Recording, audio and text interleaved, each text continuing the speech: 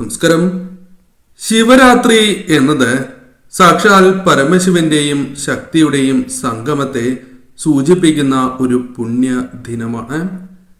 ഇത് എല്ലാ വർഷവും മാഘമാസത്തിലെ കറുത്ത ചതുർദശി ദിനത്തിൽ ആഘോഷിക്കപ്പെടുന്നതുമാണ്.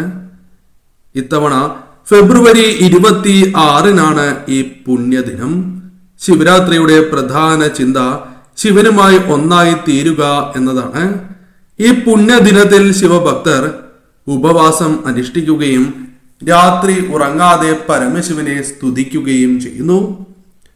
ശിവരാത്രി ദിവസം മഹാദേവനെ ആരാധിക്കുന്നതിലൂടെ ഒരു വ്യക്തിക്ക് ജീവിതത്തിൽ സമ്പൂർണമായ സന്തോഷവും ഐശ്വര്യങ്ങളും ലഭിക്കും എന്നാണ് വിശ്വാസം. ശിവപ്രീതിക്കായി അനുഷ്ഠിക്കുന്ന 8 വ്രതങ്ങളിൽ ഒന്നാണ് ശിവരാത്രി വ്രതം. കുംഭമാസത്തിലെ കൃഷ്ണപക്ഷ ചതുർദശി ദിവസമാണ് മഹാശിവരാത്രിയായി ആഘോഷിക്കുന്നത്. പരമശിവന് വേണ്ടി പാർവതി ദേവി ഉറക്കം വിളിച്ച് പ്രാർത്ഥിച്ചത് ഈ ദിവസമാണ് എന്നാണ് വിശ്വാസം. അതിനാലാണ് എല്ലാ വർഷവും മാഘമാസത്തിലെ കറുത്ത ചതുർദശി ശിവരാത്രിയായി ആഘോഷിക്കുന്നത്. സകല പാപങ്ങളെയും ഇല്ലാതാക്കുന്ന ശിവരാത്രി വ്രതത്തിലൂടെ കുടുംബത്തിൽ ഐശ്വര്യവും അഭിവൃദ്ധിയും കളിയാടും എന്നാണ് വിശ്വാസം. ഭക്തിയോട് കൂടിയ വ്രതാനുഷ്ഠാനം അവനവനും ജീവിത പങ്കാളിക്കും ദീർഘായുസ് ഉണ്ടാകുവാൻ ഉത്തമമാണ്. ദമ്പതികൾ ഒന്നിച്ച് വ്രതം അനുഷ്ഠിക്കുന്നത് അതീവ ശുഭകരമാണ് എന്നാണ് പറയുക. ശിവരാത്രി ദിനത്തിൽ നാം അറിഞ്ഞിരിക്കേണ്ടതായ ചില പ്രധാനപ്പെട്ടതായ കാര്യങ്ങളുണ്ട്. അതേക്കുറിച്ച് ആദ്യം മനസ്സിലാക്കാം. ഏവരും ഭഗവാനെ മനസ്സിൽ ധ്യാനിച്ച് പരമശിവനെ ഒരു നിമിഷം വന്ദിക്കുക. ഓം നമഃശിവായ എന്ന് കമന്റ് ബോക്സിൽ രേഖപ്പെടുത്തുവാൻ ഏവരും ശ്രമിക്കുക. ആദ്യം പരാമർശിക്കാനായി പോകുന്നത് സമർപ്പിക്കേണ്ടതായ ചില കാര്യങ്ങളെ കുറിച്ചാണ്. പ്രപഞ്ചത്തിന്റെ സൃഷ്ടിയുടെയും നാശത്തിന്റെയും ചക്രത്തെ ചിത്രീകരിക്കുന്ന ഈ ശുഭരാത്രിയിൽ ഭഗവാൻ പരമശിവൻ താണ്ഡവം അനുഷ്ഠിക്കുന്നു എന്ന് വിശ്വസിക്കപ്പെടുന്നതാകുന്നു. ഭഗവാനെ ശാന്തനാക്കാൻ പാലും തേനും പോലുള്ള ആശ്വാസകരമായ വസ്തുക്കൾ അദ്ദേഹത്തിന് അഥവാ സാക്ഷാൽ ഭഗവാന് സമർപ്പിക്കുന്നത് ഏറ്റവും ഉത്തമമാകുന്നു.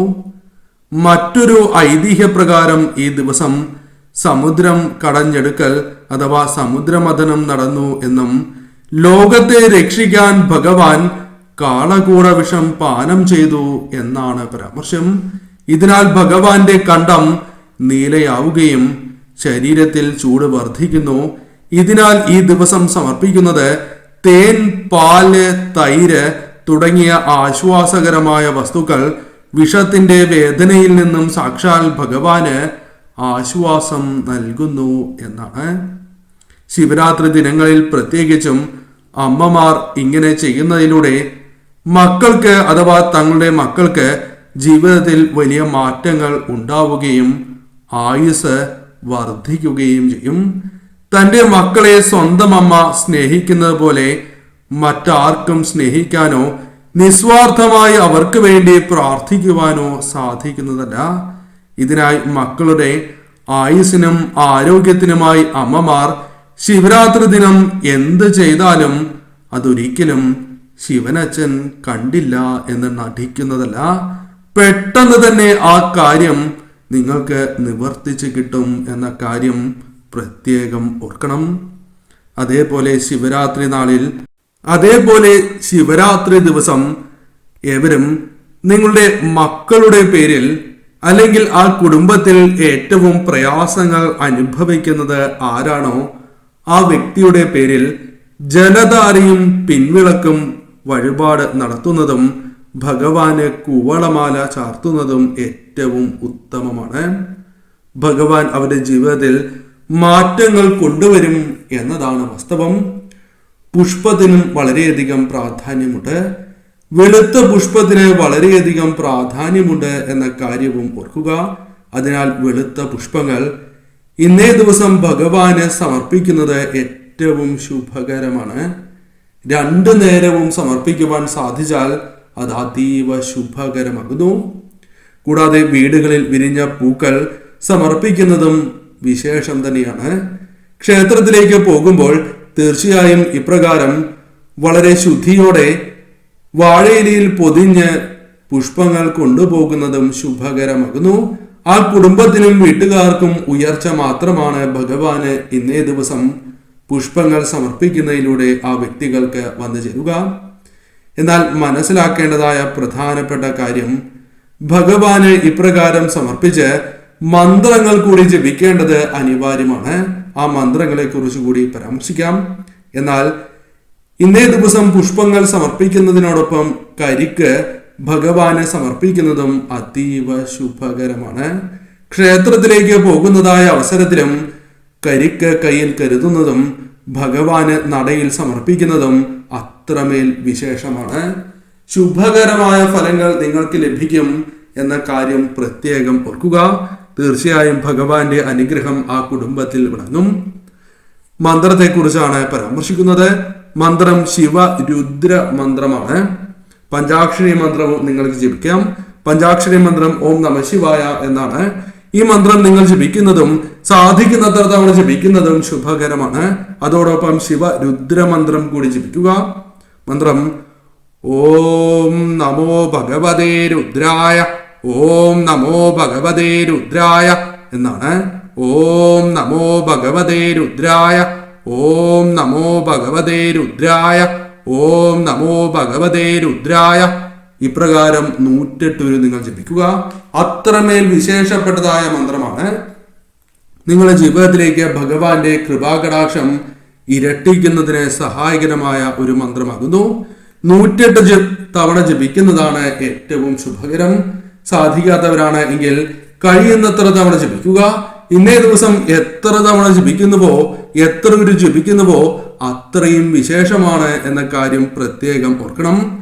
ഇന്നേ ദിവസം ഉറങ്ങുന്നതിന് മുൻപ് ജപിക്കേണ്ടതായ അതിവിശേഷപ്പെട്ട മന്ത്രത്തെ കുറിച്ചാണ് ഇനി പരാമർശിക്കുന്നത്. ശിവരാത്രി വ്രതം അനുഷ്ഠിക്കാത്തവരാണ് എങ്കിൽ ഇന്നേ ദിവസം ഉറങ്ങുന്നവരാണ്. തീർച്ചയായും ഉറങ്ങുന്നതിന് മുൻപ് ഈ മന്ത്രം ജപിക്കുക. ശിവരാത്രി വ്രതം അനുഷ്ഠിക്കുകയും ഉറങ്ങാതിരിക്കുകയും ചെയ്യുന്നവരാണ് എങ്കിലും തീർച്ചയായും ഈ മന്ത്രം രാത്രി നിങ്ങൾ ജപിക്കണം. എന്നാൽ കൈയും കാലും മുഖവും കഴുകി ശുദ്ധിയോടെ മാത്രമേ ഈ മന്ത്രജപം പാടൂ എന്ന കാര്യം പ്രത്യേകം ഓർക്കണം. ഒരു തവണയാണ് ജപിക്കേണ്ടത്. മന്ത്രം ഇപ്രകാരമാണ്.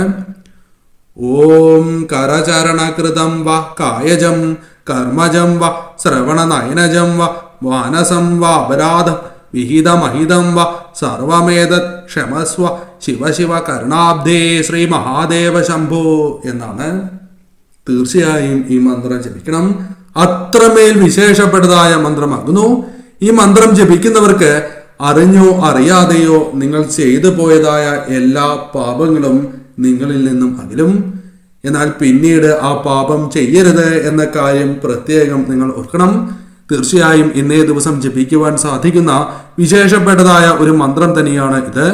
കൂടാതെ ഇന്നേ ദിവസം കൂവളത്തില കൊണ്ട് അർച്ചന നടത്തുന്നത് അത്രമേൽ വിശേഷമാണ്. നിങ്ങളിൽ വന്നു ചേർന്നിരിക്കുന്നതായ ആ ദുഃഖ ദുരിതങ്ങളിൽ നിന്നും നിങ്ങൾക്ക് മോചനം നൽകുന്നതായ കാര്യമാകുന്നു. കൂടാതെ തിലഹോമം ശിവരാത്രി നാളിൽ ചെയ്യാൻ സാധിക്കുന്നത് അത്രമേൽ വിശേഷമാണ്. പിതൃക്കളുമായി ബന്ധപ്പെട്ട് പരാമർശിക്കപ്പെടുന്നതായ വഴിപാടുകളിൽ ഏറ്റവും വിശേഷം തന്നെയാണ് തിലഹോമം. തീർച്ചയായും നിങ്ങൾ അടുത്തുള്ള ക്ഷേത്രത്തിൽ ഈ വഴിപാട് നടത്തണം. നിങ്ങളുടെ ജീവിതത്തിൽ പിതൃക്കളുമായി ബന്ധപ്പെട്ടും അനുകൂലമായ കാര്യങ്ങൾ വന്നു ചേരും. അത് നിങ്ങളുടെ സന്താനങ്ങൾക്കും ആ കുടുംബത്തിനും ഉയർച്ച നൽകുന്നതായി മാറും. അതിരാവിലെ ബ്രാഹ്മമുഹൂർത്തത്തിൽ തന്നെ നിങ്ങൾ ഉണരണം. ഭഗവത് ചിത്രത്തിന് മുൻപിൽ വിളക്ക് തെളിയിക്കുന്നത് അത്രമേൽ ശുഭകരമാണ്. ശേഷം ക്ഷേത്ര ദർശനം നടത്തുക. ആ വീടുകളിൽ ഭഗവാന്റെ ചൈതന്യം വിളങ്ങുക തന്നെ ചെയ്യും. സർവ്വ സൗഭാഗ്യങ്ങളും ഐശ്വര്യങ്ങളും ആ വീടുകളിൽ വന്നു ചേരും. ആയുരാരോഗ്യ സൗഖ്യം പോലും ആ വീടുകൾക്ക് ഭഗവാന്റെ അനുഗ്രഹത്താൽ വന്ന് ഭവിക്കുന്നതാണ്.